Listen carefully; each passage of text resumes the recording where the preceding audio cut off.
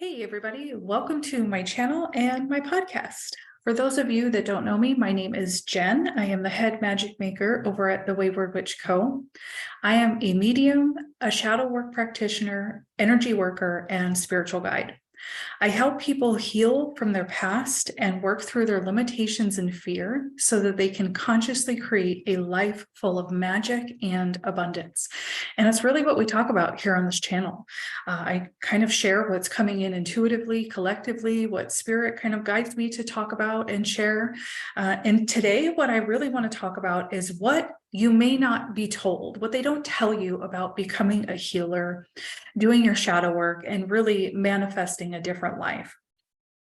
So, as you begin to learn more about your shadow self and you start to release limitations, patterns, fears, and all those old binds that keep you stuck, you do become more empowered and you start setting more boundaries. You start to experience more abundance and you learn about self mastery. You start to live intentionally, intuitively, and you begin to really consciously create your world, while others around you are likely sticking to what they've always known and done, whether they are happy doing it or not. And so if you go on to be a healer, an intuitive, a magic maker, a mystic of any kind, you do start to pay more attention to what's going on in the unseen world. You start to follow the energy while other people are really following the news, the collective, or what's been conditioned in them. And so through all that, you become the proverbial black sheep, which I imagine you probably already felt like before. See it all the time. Healers can really start to feel like they suddenly become a mismatch with many of the people and the situations around them. You're shaking the foundation of the family or a group dynamic, and this triggers things within other people. But what happens is we as healers in the beginning of this journey, we tend to take those reactions that people are having to us, we tend to take that personally. But we need to understand and really be able to discern what's actually happening here. You're going to be an invitation for other people to embark on their own healing or empowerment journeys. And of course, that gets registered as a trigger at first, right? Your very existence now requires, and invites others to get out of their comfort zones, their conditioning, and their limitations. And I do see healers and mystics feeling as if they don't belong. Along this path, you find that your family and friends are reacting to you differently. And you start to feel like, well, maybe you're wrong. You don't think that you're better than anyone else. That's not what's happening here. You just have a very different perspective now, and you're tuned into a lot of different things.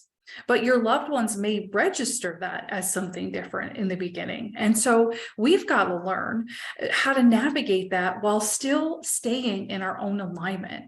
This is the point where I do see many people turn back around and stop their shadow work journey or their healing journey or their healer's journey because they feel like they don't fit in, and that's uncomfortable. And in these cases, the healer was not properly prepared for the journey. But we've got tools for navigating all of these things that we don't realize are going to happen as we step into this world. And I do feel like it's not talked about enough. And that is what one of the many things that we're going to go over in Wayward Path work is really about these unspoken things.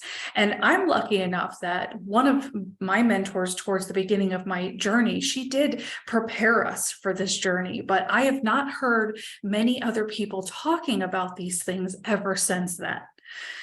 And some of the other things that a healer or a mystic may experience as they go through their own healing journey are things like you see things that others don't see. And that can start to make you feel a little crazy, but you're not crazy. You just need to be properly prepared for navigating that. You can also start to feel like a fraud or even an imposter, being this new version of yourself around the people who knew you before, the people who always knew you one way.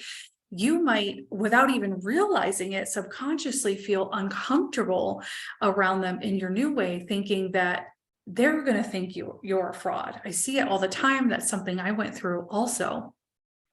Another thing, and you would be surprised, we all fight so hard for peace in our lives, right? That's why many of us are on this journey in the first place. But what I see happen time and again is neutral and peace often get registered as bad. Because we're so used to this contrast, and in many, many cases, extreme highs and lows going on in life. And we don't know what to do with that neutrality, that calm, and that peace. And it can send people kind of into a panic. And again, what I feel, it's really about just being properly prepared for that space. It's sort of this liminal space that can feel lonely, it can feel empty, but there's gold in that space. We just have to give it permission to be so. And again, that's really what I want to help people prepare for, because I've been watching this for the past few years. And where are people kind of tending to turn back around and go back into comfort zone or back into old ways? Where are they stopping the journey? And this is most definitely one of the things. And it is a shame, because again, that's why so many of us are on this journey in the first place. We're looking for neutrality. We're looking for peace and calm. And we don't quite realize that our being is kind of registering that as wrong in the beginning. So it's really about recognizing it, understanding it, being prepared for it, and giving it this permission. And it can actually be a really beautiful space. It doesn't have to be bad. So another thing that happens once you start to see the unseen world, my friends, you cannot unsee it. Right? When you see what's going on energetically, when you start to notice those things, that's just going to become your new way. And so learning to navigate the unseen world while still living and operating in the physical world, this can actually mess with people's minds a little bit. But again, we've got tools for that. The other thing that happens is you literally start to shapeshift into something different, someone different. And this, again, is one of those unknown and uncomfortable spaces for people. The healer just really has to learn how to not take that on as their discomfort either if other people around them are being uncomfortable. Kind of what we talked about before, shaking the family tree, shaking the group dynamic. Right? So as you shift into something different, what's happening is energetically, on an energetic level, your spirit and soul is inviting somebody else to look into their spirit and soul, right? What they need to look at and heal may have nothing to do with what you're looking at and healing. They may be totally separate things, but there is this energetic invitation. And people who are not tuning into that, right, are going to register kind of as, oh, you're triggering me, right? But the other thing the healer must know is every trigger that, every time your existence is triggering somebody else, then there's something within them to look at. And the same goes for you. Every trigger you have is because there's something within you that is connecting the dots, right? Allowing that trigger to light up. And so those are always invitations, and we only take those on when it triggers us. If it does not trigger us, then it is somebody else's to look at.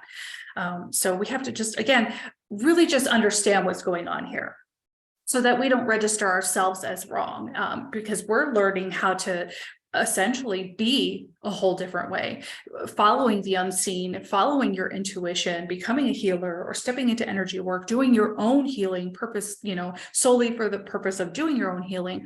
All of those things, it's a very different way of being, which is already uncomfortable for us. And then we start to take on other people's discomfort, but it's not ours. And we can hold space and still be an invitation lovingly, without taking that on. And that's definitely something we have to talk a lot about, right? Taking on things from other people. And how do I do that without feeling, how do I let that go without feeling bad? How do I hold space without taking it on, and then without feeling bad for not taking it on? You see, there are a lot of other journeys beyond, stepping into your healing. And as you take that work deeper and deeper. So this is really what I want to support inside Wayward Path work. The other thing that happens is you do start to really see your own distortions and projections, and you also see everybody else's, and you won't be able to unsee them. But this space does require a higher level of discernment, I believe, of personal discernment. We need that discernment to repattern a new way of responding and reacting when we do see those things going on. Because even though, you've done some shadow work and you're now understand distortion and projection and just how often people do it, we all do it. I still fall into it. I am not immune. Okay. So that's why I can, speak on it. I very much understand it. But it doesn't mean we're shadow free. And it can come off as condescending if we feel the need all of a sudden to start pointing out everybody's shortcomings and everybody's distortions and projections, because I'm just trying to help you, right? I'm looking at my own. I want to help you look at yours. You might be coming from the right place, but it can be really tempting to do, because we do naturally as healers want to help people, right? But the first thing we want to do is check in with first why we might feel the need to do so, why we might feel the need to point all of that out. And we need to understand as healers, again, our very existence is the invitation. Us doing our own work and continuing that work all the time, that's a way of life, walking our talk, right? And digging deeper and deeper and learning more about ourselves, stepping more into self-mastery, that already is the invitation. And there comes this point where we've got to recognize, is this the time to just hold space and let somebody come into that on their own? It's not our job to point it out for everybody, right? So there's this balance here. It's not our job, again, to point out every single limitation, projection. So we've got to really decide how we want to show up as we start witnessing what's actually behind people's beliefs, words, and reactions, right? We've got tools for this. And so let's talk about the energetics, this whole world of being a healer and doing ancestral healing, Akashic work, all of those things, working with spirit. I really find when things need fixing, I've got something to say. I like to handle things energetically and in the Akash. And I have done so much of my forgiveness, my healing, and my cord cutting work this way. It's hard to say that. And it's been so effective. I've seen so many major shifts and results in my physical world every single time I do this work.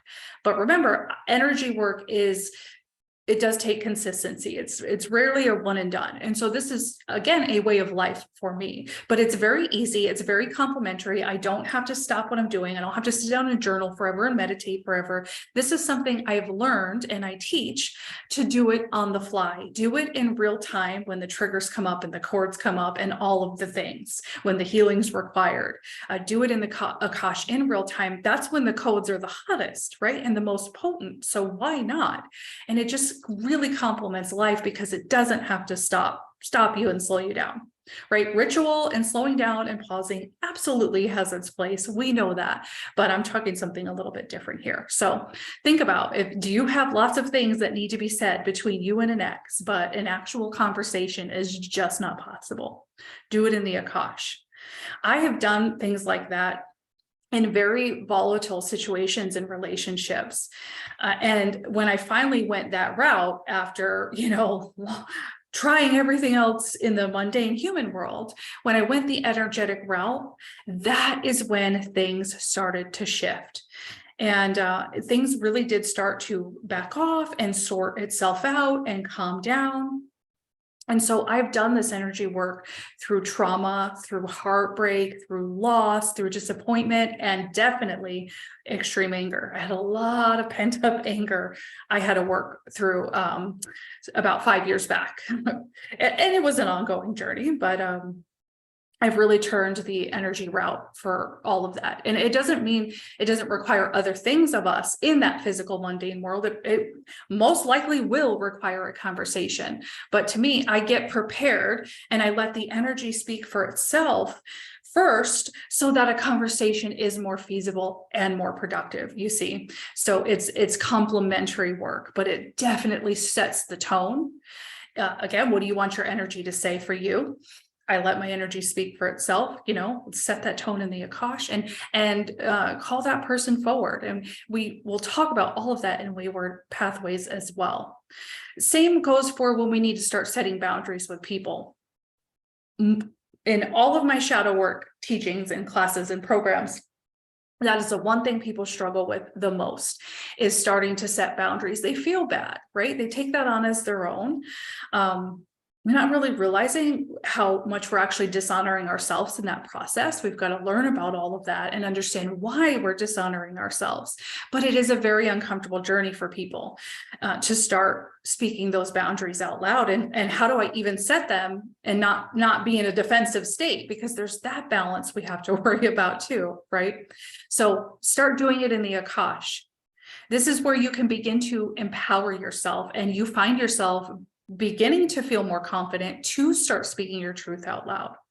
So I go into the energetic and the Akashic realm, and I will speak to people's higher selves and spirits, because honestly, let's face it, much of the time it will be a more productive conversation with a spirit, right? And this is where I begin to weave and code my wishes and my desires into reality right then and there. What would I like to see happen with this relationship? Another caveat to that is we want to make sure what we're trying to create with this relationship isn't filled with a lot of shadow. Like starting out, the reason I speak that, I'm talking about how I've worked through relationships here. Some of it would be like, I just want this person to go away. They need to go away. They need to get out of my life, right? And there's still kind of the disempowerment there.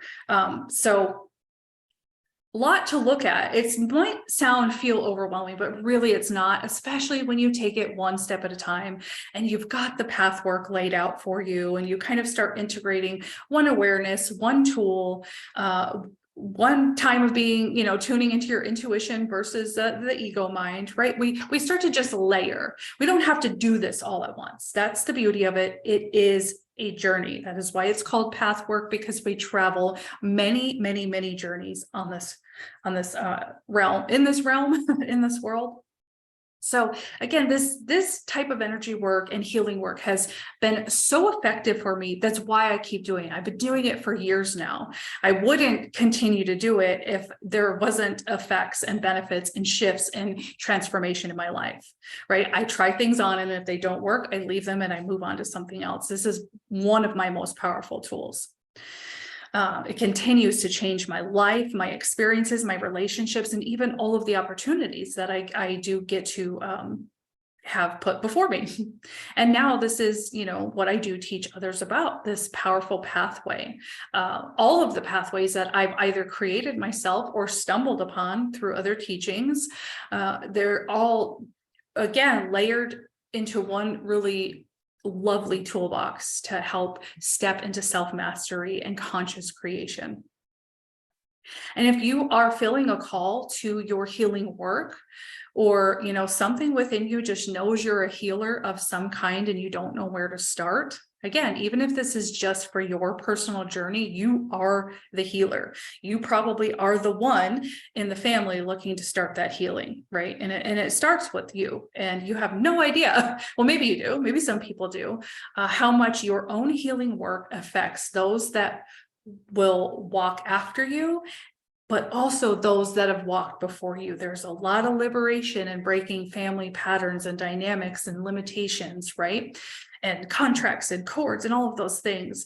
And it actually helps everybody. It changes everything on an energetic level and then in the physical world. And so if you're feeling that call in any way and you don't know where to start, I've got you. Wayward Pathwork, in my opinion, of course, is the place to hang out. If you are really wanting to develop and enhance your own natural intuitive abilities, you want to learn all about your manifestation abilities, and you want to learn more about self-mastery and shadow mastery. This is the space to be if you want to learn how to really powerfully navigate walking between the two worlds, the seen and unseen that we spoke about. And with Wayward Pathwork, like I said, we're going to walk many paths this next year. And the journey that I'm taking everybody on will bring you down one big synchronicity spiral after another. And I will really show you how to navigate those in the most magical ways. And so, you've probably heard some of this about Wayward Pathwork already, but our year together is really going to look something like this, pretty much. We're going to start with pathway number 1, which is shadow work and shadow mastery. This is healing, clearing, awareness and empowerment. And we're going to do this together. I'm not simply just teaching about it in a course like I have in the past. We're going to be doing work together, our own work individually, but together. And then we step into the path of the eagle. And this is where we really start diving into that intuition building. It's really about confidence building. You have many natural intuitive abilities, and I just help you find the confidence to see, recognize, and start working confidently with those abilities, getting to know your intuition, growing your skills, and living intuitively in a way that works for you. Then we step into the path of the spider, and this is all about manifestation. This is conscious creation, building the magical life that we truly desire. And then pathway number 4, this is going to be kind of weaved into the whole experience, the path of the owl. This is really about walking in between two worlds. This is successfully navigating both the seen and the unseen worlds. And I have a good friend, Denova. Many of you who are familiar with our community might know of her. And she and I have been practicing experimenting, manifesting for each other's businesses. And she's been sitting in this container of Wayward Path work, and the visualizations that she is getting during meditation time are just, I love hearing about it every day. This is going to be such a powerful space. And I've got spirit, guides, higher selves, my magic squad. I've got so many people helping to build this program. But she did see wild horses today in that visualization. So I imagine that will start coming up. And what she was really saying about that was like, people are going to be able to take these tools, take these pathways and run with them, which is what I've done in everything that I've learned. I've taken what resonated. I've created my own toolkit, which is essentially what I'll be teaching you. You know, I've done this for years, and I just run with what works, and I experiment and I try things on and I let go what doesn't work. So I just love that the horse spirit is really coming in to help us run with these downloads and these tools. So if you are still with me, thank you so much for listening.